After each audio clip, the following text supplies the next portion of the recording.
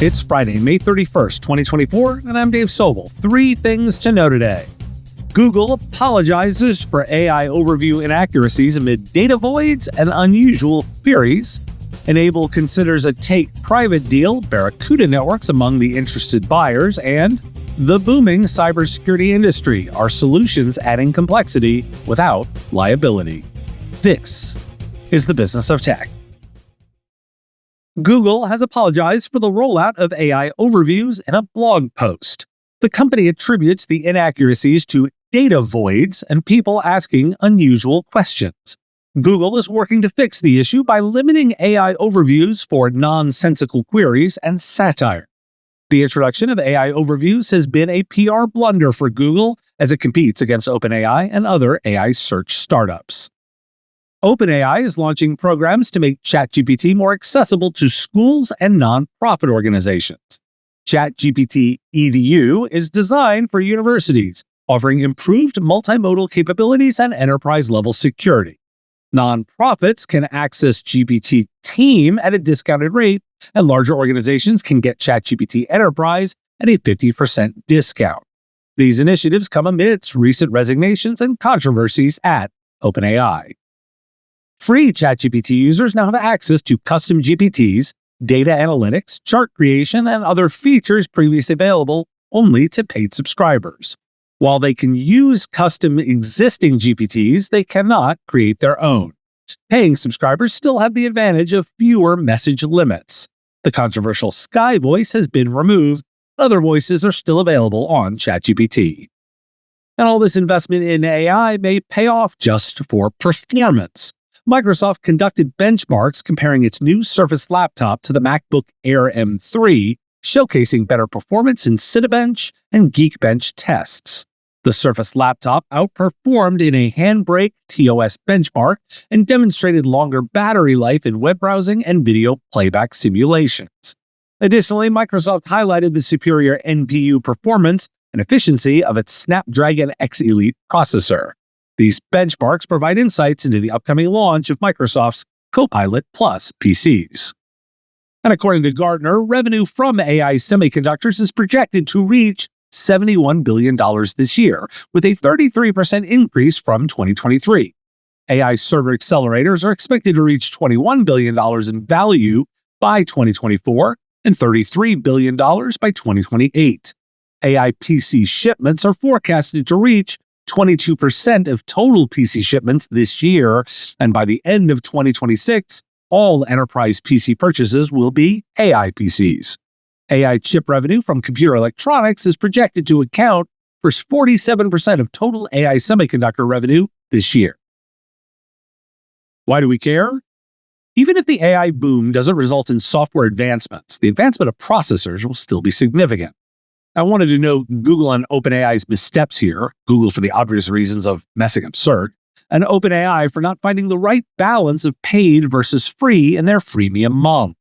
That said, note they're targeting sectors too, and this is not the first time we've covered the nonprofit space recently. Today's episode is supported by CoreView. Your customers need your Microsoft 365 expertise, and CoreView has the only M365 management platform designed for MSPs. Manage hundreds of tenants, automate manual tasks, and monitor compliance, all while intelligently comparing to the baseline. With a no-code control approach, CoreView revolutionizes your Microsoft 365 administration. This powerful platform enables automatic reporting and remediation, ensuring optimal performance and security. The best part? You achieve this high level of service without the need for a large workforce, allowing you to focus on growing your business through efficiency. Want to know more? Visit coreview.com/MSP and find out more. Reuters is reporting that Enable, with a market value of $2.5 billion, is exploring a sale after attracting acquisition interest. The sales process involves software sector peers and private equity firms, with cybersecurity company Barracuda Networks, owned by KKR, among the suitors. Enable was spun out from SolarWinds in 2021 and counts Silver Lake and Thoma Bravo as major investors. Take private deal volumes have increased, which education software firms PowerSchool and Instructure also in talks for a sale. Enable's shares rose over 8% on the news. Michael Novenson on Bank Info Security offered that this is a good match, with Enable bringing MSP tools and Barracuda bringing tools better regarded by technology analysts. Quote, its network firewall is recognized as a visionary by Gartner, and its web application firewall and its enterprise email security products were recognized as strong performers by Forrester between summer 2022 and spring 2023. In contrast, Enable doesn't appear in any Gartner Magic Quadrants or Forrester Waves. End quote. Channel Futures offered Canalys insights in that Enable could be an attractive acquisition target, potentially impacting the remote monitoring and management market. However, selling now could be premature, as Enable has a broad portfolio and has initiated an interesting eco-first strategy. Why do we care? So, disclosure, I am an Enable shareholder. Let's start with the headline. Investors make a change like this because something isn't working. So the headline is, Enable isn't cutting it as a public company. I'm afraid I can't agree with Canalys here. It's not premature. They're the third place player in the market with upstarts at their heels and little to stand out from the crowd. For my money, another private equity reshuffle isn't necessarily the answer. That said, my money is over on customer value creation, and I don't expect KKR, Thoma Bravo, or Silverlake to be in the same business I'm in. Time to bring in the weekend with the Friday Big Ideas. MIT Technology Review addresses why Google's AI overviews get things wrong. The system uses the generative AI model Gemini, integrated with Google core web ranking systems, to generate responses based on relevant information sources. These systems can sometimes provide incorrect information due to the inherent limitations of large language models and retrieval augmented generation techniques, or RAG. LLMs predict the next word based on statistical calculations, which can lead to inaccuracies. While RAG can check specific external sources, it can still generate incorrect responses if it fails to retrieve or generate information correctly. Misinformation is especially prevalent in specific topics and cases where high-quality information is not readily available. CIO dive with a reminder in the article, cyber attacks are good for security vendors and business is booming. The cybersecurity industry has experienced significant growth, with global spending on security and risk management projected to reach $215 billion this year. Cybersecurity vendors develop defenses to mitigate attacks while highlighting cybercriminal activity to demonstrate their value. However, experts argue that the industry's focus on selling expensive solutions instead of practical ones adds unnecessary complexity. Despite efforts to improve security, cyber threats and attacks continue to rise, emphasizing the ongoing need for cybersecurity measures.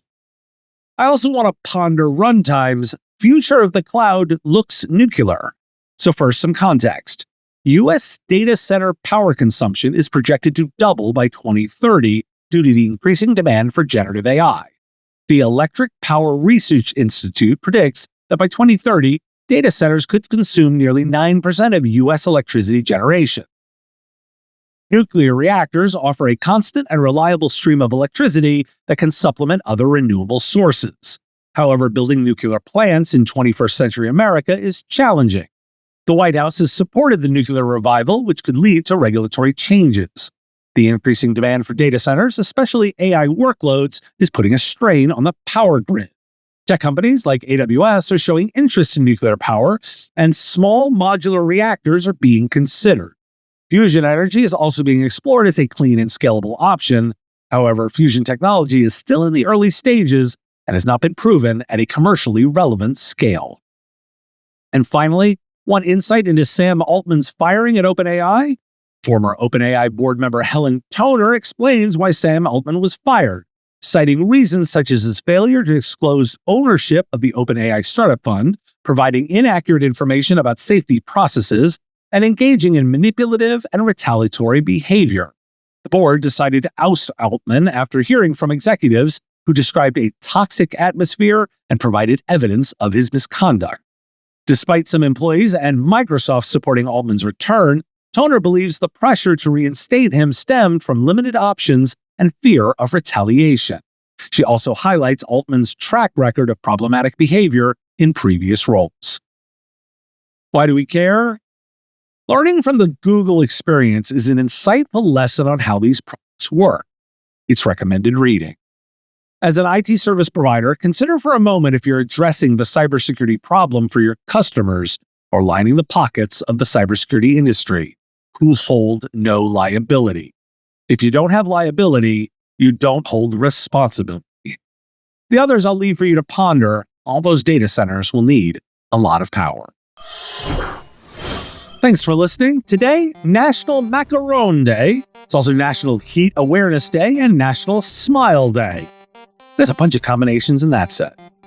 Have a question you want answered? We take those listener questions. Send them in, ideally as a voice memo or video, to question@mspradio.com. We'll answer them live on the Wednesday live show, YouTube and LinkedIn, 3 p.m. Eastern. This weekend, you'll get a bonus episode, my interview with Don Snyder from William & Mary, talking about how you and your organization can partner with higher education. Have a great weekend, and I'll talk to you again on Monday. The Business of Tech is written and produced by me, Dave Sobel, under ethics guidelines posted at businessof.tech. If you like the content, please make sure to hit that like button, follow, or subscribe. It's free and easy and the best way to support the show and help us grow. You can also check out our Patreon, where you can join the Business of Tech community at patreon.com/MSP Radio, or buy our Why Do We Care merch at businessof.tech. Finally, if you're interested in advertising on the show, visit mspradio.com/engage. Once again, thanks for listening to me, and I will talk to you again on our next episode of The Business of Tech. Part of the MSP Radio Network.